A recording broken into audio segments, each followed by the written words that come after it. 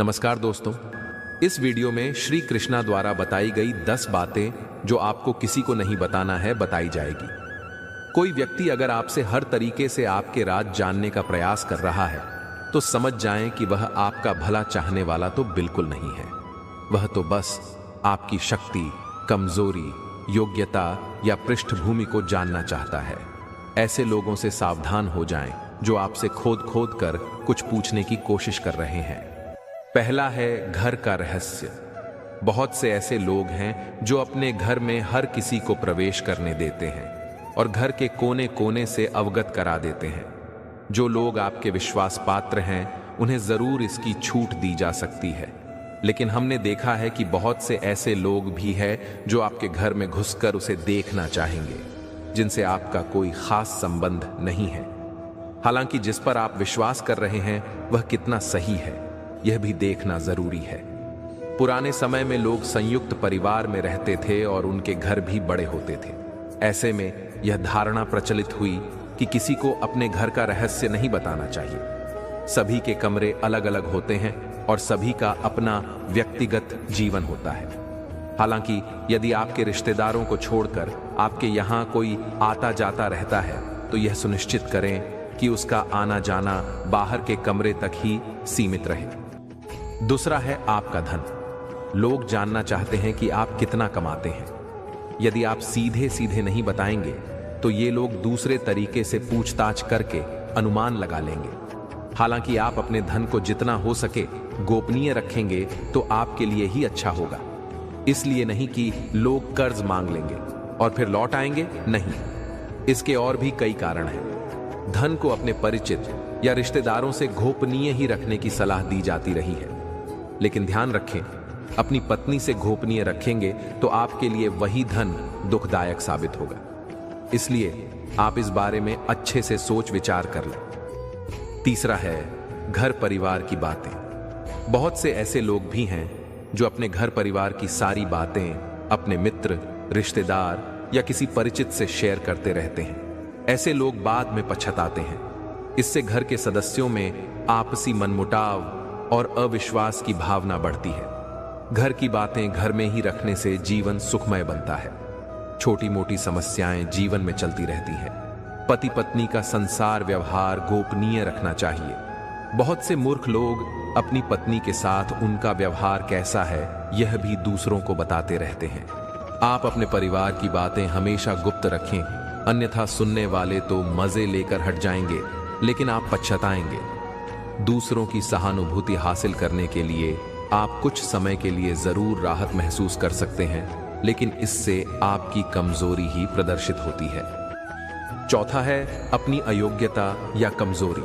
हालांकि बहुत सी जगह या मामले में इसे गोपनीय रखना घातक भी सिद्ध हो सकता है, लेकिन बहुत से मामलों में इसे उजागर करने से आपको लोग कमजोर समझकर आपके साथ गलत व्यवहार करने लगेंगे या आपको मानसिक रूप से दबाने लगेंगे। इसीलिए इस बारे में आप अच्छे से विचार कर लें कि कब, कहां, कौन सी कमजोरी गोपनीय रखना है। कमजोरी और अयोग्यता में फर्क करना भी सीखें।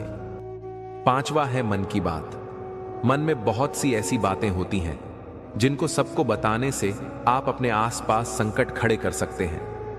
हो सकता है कि आपके मन में किसी बात को लेकर अवसाद हो, क्रोध हो या घृणा हो। मन में हजारों तरह के विचार उत्पन्न होते हैं, लेकिन बुद्धिमान मनुष्य उन्हीं विचारों को व्यक्त करता है जो उसके हित में होते हैं। लेकिन इस तरह की बातों को सबको बताने से आपके बारे में लोग एक तरह की राय बनाना शुरू कर देंगे और फिर लोग आपकी अच्छी बातों को नहीं सुनेंगे, आपके उस गुस्से या निराशा की ही चर्चा करेंगे। आपके 10 अच्छे काम उस एक मन के विकार के सामने कमजोर पड़ जाएंगे। छठवां है अपना अपमान। यदि सार्वजनिक रूप से आपका अपमान किया जा रहा है तो उसका जमकर प्रतिकार करें। फिर भी व्यक्ति को बहुत से मामले में कभी कभी मजबूरीवश अपमान झेलना पड़ता है। अपमान को दिमाग में ज्यादा दिन तक नहीं पालें, बल्कि इस पर विचार करें कि दोबारा कोई आपके साथ ऐसा नहीं कर पाए। यह भी याद रखें, यदि आप अपने अपमान को प्रचारित करेंगे तो फिर और भी लोग आपका अपमान करने लगेंगे, क्योंकि लोगों को आपके साथ कभी सहानुभूति नहीं रहती है। जो लोग किसी की सहानुभूति अर्जित करना चाहते हैं वही अपने अपमान के बारे में किसी से चर्चा करते हैं। सातवां है दान पुण्य। आपने जो भी दान दिया है उसे गुप्त रखेंगे तो ही उसका लाभ मिल सकता है। गोपनीय दान देवताओं की नजर में रहता है और जिस दान का गुणगान किया जाता है उसका फल निष्फल हो जाता है। मंदिर में दान दें, किसी गरीब को भोजन कराएं या किसी भी प्रकार का पुण्य कार्य करें, उसका अपने मुंह से गुणगान न करें। यदि आपने इसे किसी के समक्ष जाहिर कर दिया तो समझें वह खारिज हो जाएगा। आठवां है गुरु मंत्र, साधना और तप। यदि आपने किसी योग्य गुरु से दीक्षा ली है तो उसके द्वारा दिया गया गुरु मंत्र गोपनीय रखें। हालांकि गुरु मंत्र कई प्रकार के होते हैं, जैसे किसी ने आपको कुछ ज्ञान दिया या कुछ हुनर सिखाया, वह भी गुरु मंत्र है। इसके अलावा यदि आप किसी भी प्रकार की साधना, तप या ध्यान कर रहे हैं तो उसे भी गोपनीय रखें, अन्यथा वह निष्फल हो जाएगी। इस संबंध में गोपनीयता से ही लाभ मिलता है। नौवां है दवा। आप यदि किसी भी प्रकार की दवाई खाते हैं तो उसे गोपनीय रखें। माना जाता है कि दवा का असर भी तब तक रहता है जब तक वह गोपनीय है। हालांकि कुछ लोग इससे इत्तेफाक रख सकते हैं, लेकिन प्राचीन काल में हो सकता है कि यह किसी विशेष रोग या औषधि के लिए कहा गया हो। पहले के लोग, कुछ लोग दुर्लभ वनस्पति के जानकार भी होते थे। बहुत से लोग कहते हैं कि यदि आप दारू भी पीते हैं तो वह तभी तक उचित है जब तक उसकी गोपनीयता भंग ना हो। जिस दिन लोगों को उसके बारे में पता चलता है, समझो उसी दिन से आपका पतन भी होना शुरू हो जाता है। 10वां है आयु। हालांकि कुछ लोग आपकी आयु जानते हैं और कुछ जानना चाहते हैं, लेकिन यदि कोई आपसे बिना किसी कारण के आयु पूछता है तो उसे कतई न बताएं। लेकिन वर्तमान में यह संभव नहीं है। लाइसेंस, पासपोर्ट या अन्य किसी कार्य के लिए फॉर्म भरने में इसका खुलासा करना ही होता है। लेकिन कभी कभी ऐसे मौके या स्थान होते हैं जहां आयु बताना जरूरी नहीं होता। आजकल अनजान लोग भी पूछ लेते हैं कि कितनी आयु है आपकी।